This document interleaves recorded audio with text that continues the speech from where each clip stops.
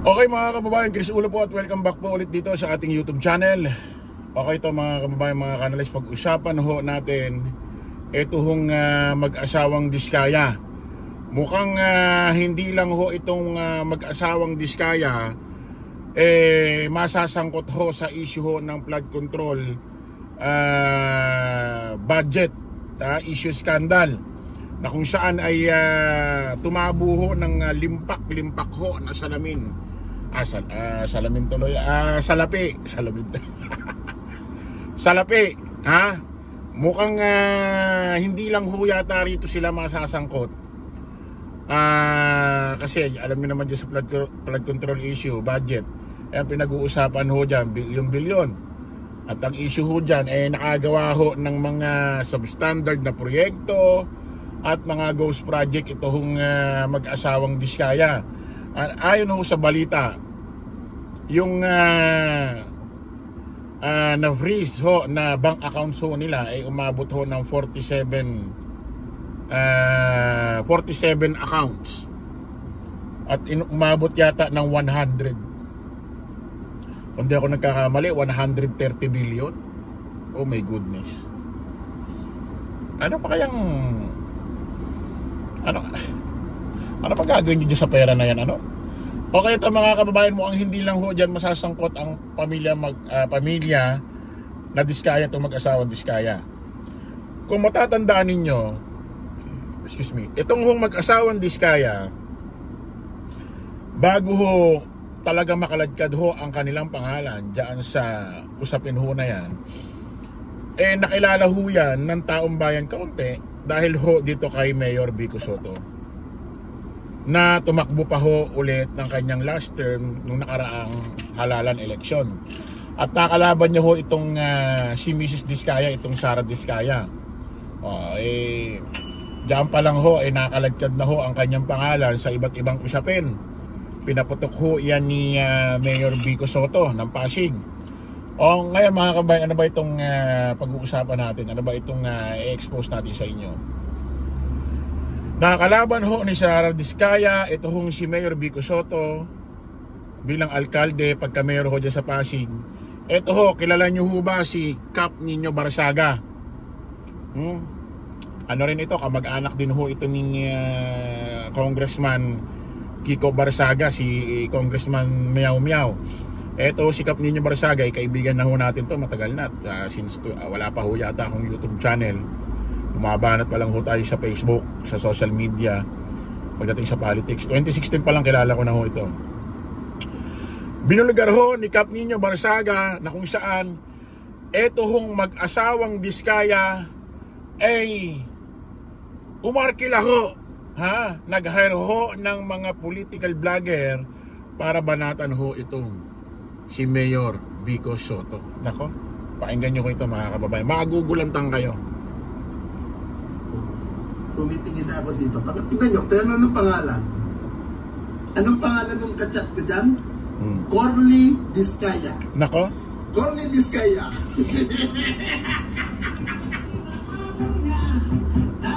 Hindi ko na ipapakita yung mga konversasyon namin. Like habang natin. Ano ang siyang gamit mo sa iyong ulo? Sakal mo.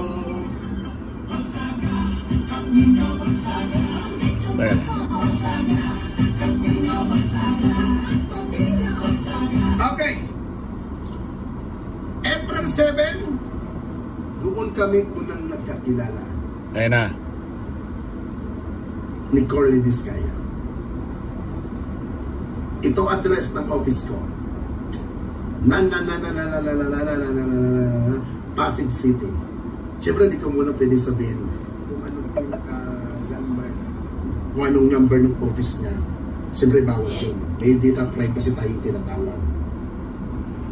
Okay, noted ang sagot ko. Good afternoon. Okay? Nagtira pa. Natawa ako dun binigay ni Nino Barsaga yung address to. Data privacy. Nagtira ka pa. Try natin. Pasok na po ako sa building po. Okay. Okay, papadala ko bukas. Sorry, holiday pa na bukas. Thursday pa. Thursday po. Sabi niya. Alam niyo ito po, diretsahan. Huwag na tayong pasiligid-ligid pa. Bakit kami nagkakilala ni Coraline Vizcaya? Ako po nag-present sa kanya as vlogger. Ako po nag-PM sa kanya. Sabi ko, boss, baka kailangan niyo po ng political vlogger. Sabi ko. Okay. Nagbigay siya. Magkano po ang naging bayaran namin doon? Magkano po ang naging kitaan namin kay Coraline Vizcaya? I think umabot din yun ng 2 million. 2 million. Mula April hanggang May. Hanggang May. Bayad lahat yun. April lahat. Hanggang May lang? Inabot na agad ng 2 million? Matindi. Malupit tong Vizcaya nga to, no? Naku, dapat nalaman ito ni Mayor Vico Soto. Play natin. At ang gagawin lang, inabas kung anong ibinibigay niya sa amin na mga link ni Coraline Vizcaya para atakihin ang kasalukuyang mayor ng Pasig City. Yun ang pinapagawa niya. Atakihin, bakbakin, ng bakbakin.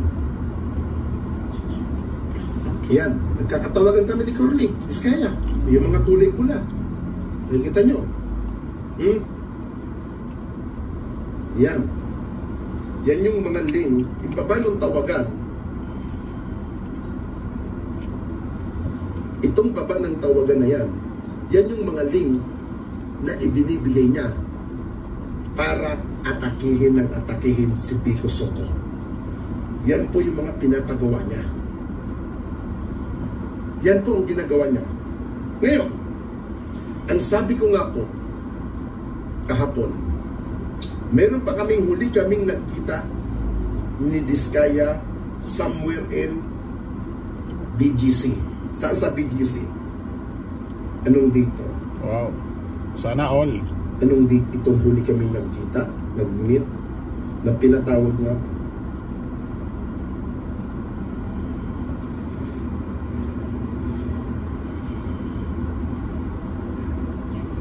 Nung huli kaming nag-meet, ito yung binigay niya sa akin ng location. Nung huli kaming nagkita, huli niya akong pinapunta. Una, pinapunta niya ako sa office niya. Tapos, hanapin ko lang yung day.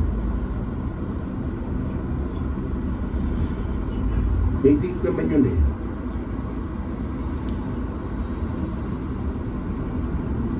Ito yung, hindi ako nagkakamali, ito yung kauna-unahan hearing sa Senado ng Blue Ribbon Committee sa Senate, na kung saan hindi sila dumating nung unang araw ng hearing ngayon.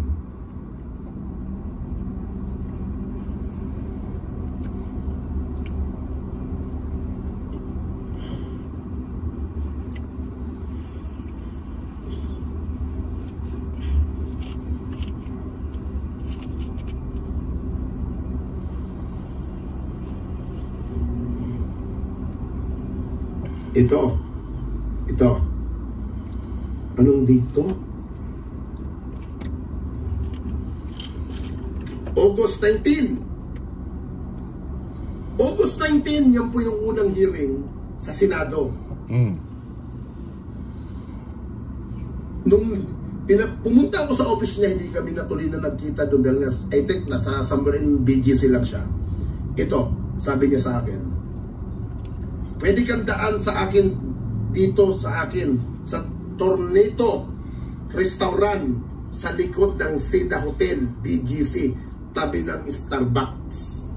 Yan yung huli kaming nag-meet in person na naka-shirt lamang siya. Yan lang yun. Ngayon, ang dapat mangyayari doon, mag-hire sila ng mag-hire ng mga vlogger, ng mga political vlogger para idepensa sila sa larangan ng social media.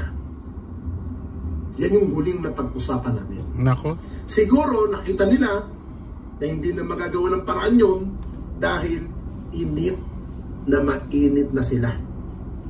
sa larangan ng investigation. Alam niyo po, ako naniniwala mga kababayan, yung pagkakapres sa pera ng Diskaya, baka ilan lang yung naipres sa kanya. Pero mas marami pa rin niya na itabing cash. Alam niyo, noon nakita namin talagang pinaapa-atake nila kung ano ng mga paninira ang ipinababato labang kay Vico Soto. Kung ano-anong pinapagawa nila. Lahat yun ang nasa likod ay ang mga Diskaya. Diskaya ang nasa likod lahat ng paninira kay Vico Soto.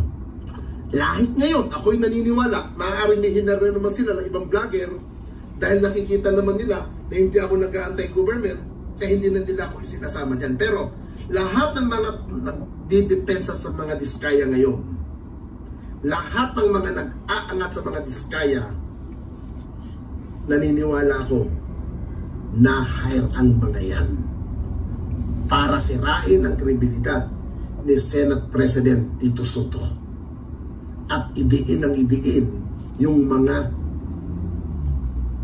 kapartido ng mga nakaupong Senate President ngayon. At ako'y naniniwala kahit si Senator Lacson, wawasakin nila yan sa larangan ng social media para lamang masira nila. Dapat suportahan natin ang gobyerno nang malaman natin ang investigation tungkol sa makatotohanan. Ayan mga kababayan. Umamin ho si Kap Nino Barsaga na kung saan nung nakaraang eleksyon ho, ditong Diskaya versus Mayor Vico Soto, nag-hire daw ho itong si Orly Diskaya, itong mag-asawang ito para sirain, bakbakan, gibain ho si Mayor Vico Soto. At naniniwala ho si Nino Barsaga ngayon na isusunod naman si itong pinuno ho ng Blue Ribbon Committee, si Chairman Senador Pampilo Lacson. Umabot daw ng 2 milyon ginawa nila. Yung 2 milyon, inabot daw ho ng 2 million pesos yung ibinayad ho ng mag-asawang Diskaya, especially itong si Orly Diskaya, para gibayin ho itong si Mayor Vico Soto. Nako, pag nalaman ni Mayor Vico Soto to, ano kaya magiging reaction nun? So abangan ho natin yan mga kababayan. Sigurado puputok ho ito, especially sa kampo ho nila Mayor Vico Soto. Maraming salamat mga kababayan. Kita-kits tayo ulit sa panibagong vlog. Bye-bye po.